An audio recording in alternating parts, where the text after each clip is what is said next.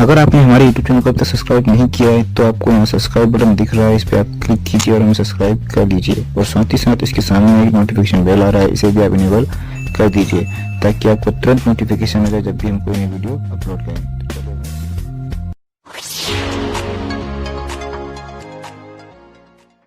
Hello बच्चों, कैसे हैं आप सभी। हम अपनी संस्था में आप सभी का अभिनंदन करते हैं। आज के क्लास में बच्चों हम आपके लिए लेकर आए हैं प्राचीन भारत का जो ग्रंथों से संबंधित हम क्लास आगे बढ़ाएंगे। यहाँ पे आज का हमारा टॉपिक है ब्राह्मण ग्रंथ। ये जो ब्राह्मण ग्रंथ होते हैं, देखो जब हम प्राचीन भारत के इतिहास का अध्ययन कर रहे होते हैं तो वहाँ पे जब हम MPPSC मेंस एग्जाम में भी जो आंसर राइटिंग करते हैं तो हमको सोर्स डालना होता है। सोर्स डालने से हमारा जो आंसर होता है और भी ज़्यादा स्ट्रांग हो जाता है। तो सोर्स जो होते हैं, क्या क्या सोर्स है, उनसे संबंधित हमारी क्लास रहेगी। तो सबसे पहला सोर्स जो है ब्राह्मण ग्रंथ के बारे में यहाँ पर बात करेंगे। ब्राह्मण ग्रंथ, ब्राह्मण क्या है?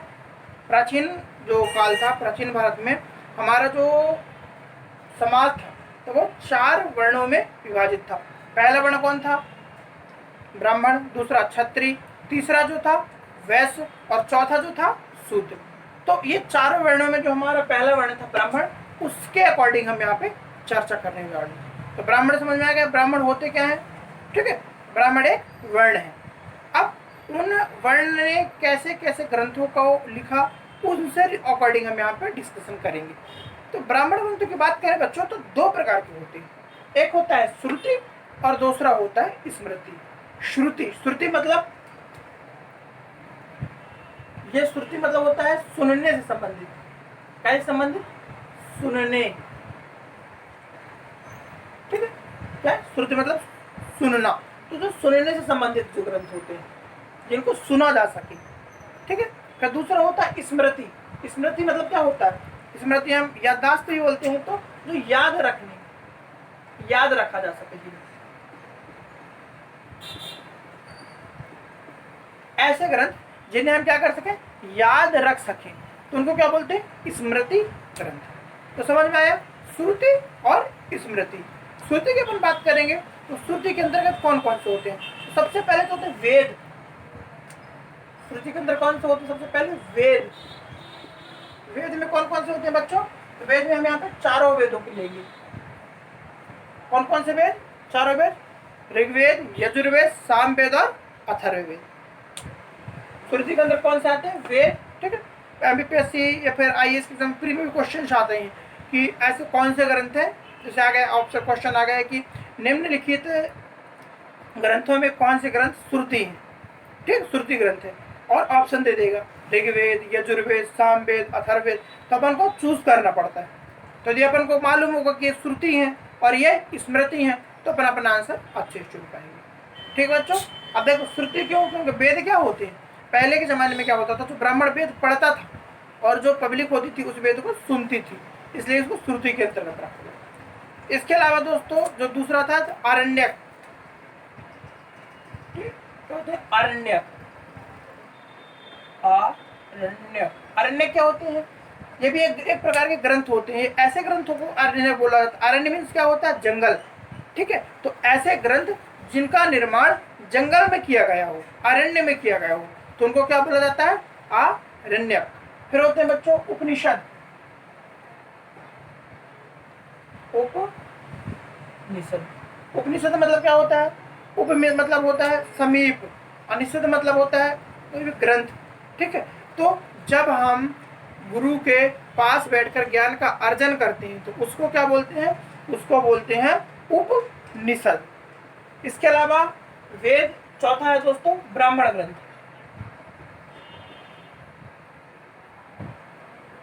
कुछ ग्रंथों का निर्माण ब्राह्मणों ने भी किया है, इसलिए इनको ब्राह्मण ग्रंथ कैसे? देखो जो वेद, आरण्यक, उपनिषद, ये कैसे हैं? संस्कृत में लिखे गए हैं, और संस्कृत जो भाषा है वो देव भाषा है, तो जो कि व्यक्तियों को समझ में आती नहीं है, हम लोगों को। तो उन लोगों तक अपने भाषा में इन वेदों को पहुंचाने के लिए ब्राह्मणों ने ब्राह्मण ग्रंथ लिखे। ठीक है, ताकि ब्राह्मण ग्रंथ को वो ब्राह्मण ग्रंथ के द्वारा इनको समझ सके। समझ रहे हैं बात? ब्राह्मण ग्रंथों के द्वारा इन वेदों को समझ, क्योंकि जो वेदों की भाषा है वो बड़ी क्लिष्ट है, बड़ी जटिल है। जैसे यदि हमको सपोज श्रीमद् भागवत महापुराण इतनी मोटी किताब है, उसको तो पढ़ नहीं सकते, तो उसको यदि हमको अध्ययन करना है तो क्या करते हैं अपन, छोटे से वो आते हैं ना, छोटे छोटे गुटके आते हैं, टीका भी जिसको अपन बोलते हैं, उसको पढ़ लेंगे, अध्ययन हो जाएगा। अपन को श्रीमद् भागवत जो गीता आती है, इतनी मोटी किताब है, इतनी लंबी, उसका नॉलेज लेना तो कोई पढ़ते बैठता नहीं, छोटा सा गुटका आता है, इतनी छोटी छोटी पॉकेट जैसे, उसको अपन पढ़ लेते हैं। समझ रहे हैं बात को? तो ये क्या है, ब्राह्मण ग्रंथ है। ठीक है, ब्राह्मणों ने क्या किया, अपनी भाषा में आम जन तक इनको पहुंचाया। दूसरी बात करते हैं तो स्मृति ग्रंथ की। स्मृति ग्रंथ, अब स्मृति ग्रंथ क्या है, तो स्मृति जो याददाश्त से संबंधित है, जो याद है, कई बार क्या रहता है, जो चीजें हम दिमाग में रहती हैं और उस दिमाग में रखी चीजों को उन्होंने लेखन में ढाल दिया। जैसे वेदांग, स्मृति ग्रंथ में हमारा पहला क्या है, वेदांग। ठीक है, ये वेदों के उपपाठ है, वेदांग बेसिकली 6 है। ये जितने टॉपिक मैं बता रहा हूँ, वेद, ऋग्वेद क्या, वेद क्या है, अरण्य क्या, इसको मैं ना सेपरेट वीडियो में इनकी डिटेल में मैं व्याख्या कराऊंगा। ठीक है बच्चों, यहाँ अभी शॉर्ट में जानते चलिए, फिर इसको डिटेल में बताऊंगा जब मैं इसका पार्टिकुलर इनका वीडियो बनाऊंगा। वेदांग हो गया, इसके बाद सूत्र, क्या है, सूत्र। तीसरा क्या है, स्मृति। जैसे एक ग्रंथ है, कौन सा, मनुस्मृति। मनुस्मृति क्या है, प्राचीन काल की कानून, जो लॉ होता था ना प्राचीन काल में, तो किस प्रकार से लॉ लगता था, कानून कैसे चलता था, उस हिसाब से बनाने के लिए मनुस्मृति एक ग्रंथ है। इसमें भारत के कानून व्यवस्था का वर्णन किया गया है। अब मनुस्मृति की उस स्मृति मतलब याददाश्त, मनु ने उनको लिखा, कैसे लिखा है, अपने याददाश्त यानी कि स्मृति के आधार पर उसको लिखा है, इसलिए उसका नाम रखा गया मनु स्मृति। इसके अलावा बच्चों हमारे जो महाकाव्य दो फेमस हैं, कौन कौन से, रामायण और महाभारत।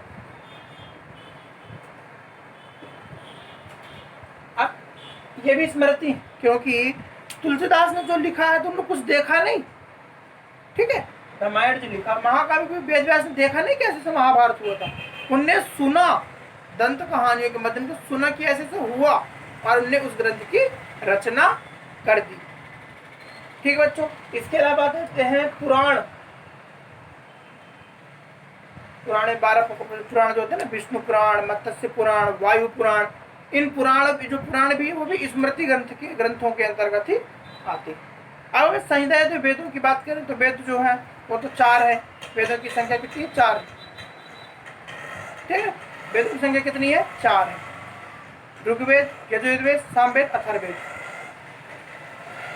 वेद जो है भारत के सर्वप्रथम प्राचीन ग्रंथ है, जिनका संकलन किसने किया, महर्षि कृष्ण द्वैपायन। ये नाम याद रख लो, महर्षि कृष्ण द्वैपायन, इनको शॉर्ट में बोलते हैं वेद व्यास। इनका शॉर्ट नेम क्या है, वेद व्यास।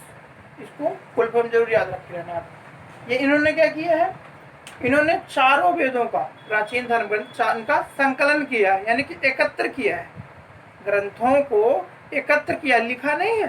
इसका लिखा नहीं, वेद व्यास ने लिखा नहीं, इन्होंने अलग अलग जो जगह से इनको कंटेंट मिला है उनको इन्होंने क्या किया, संकलित कर। देखो, लिखना और संकलन करना दोनों में डिफरेंट है।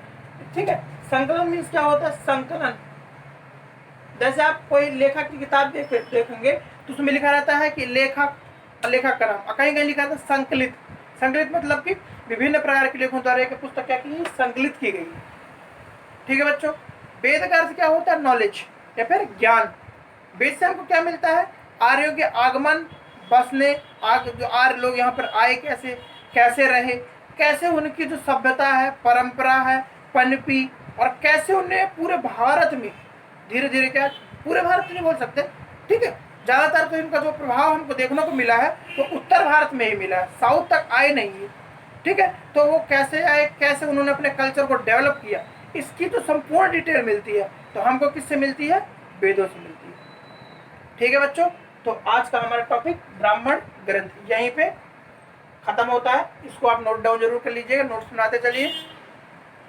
ठीक है बच्चों, इसमें जो हमारी क्लास चलेगी तो MPPSC मेंस को भी फोकस करके चलेगी, MPPSC मेंस, क्योंकि MPPSC मेंस की परीक्षा भी होने वाली है, तो उस पर हम फोकस करते जाते हैं। तो ये हमारे ये प्री लेवल का होगा डेटा। मेंस लेवल में आता है ब्राह्मण ग्रंथ। 3 नंबर में तो हमको क्या लिखते हैं, ब्राह्मण ग्रंथ क्या होते हैं। ब्राह्मण ग्रंथ एक ऐसे ग्रंथ है जिनसे हमको किसकी जानकारी मिलती है, प्राचीन इतिहास से संबंधित।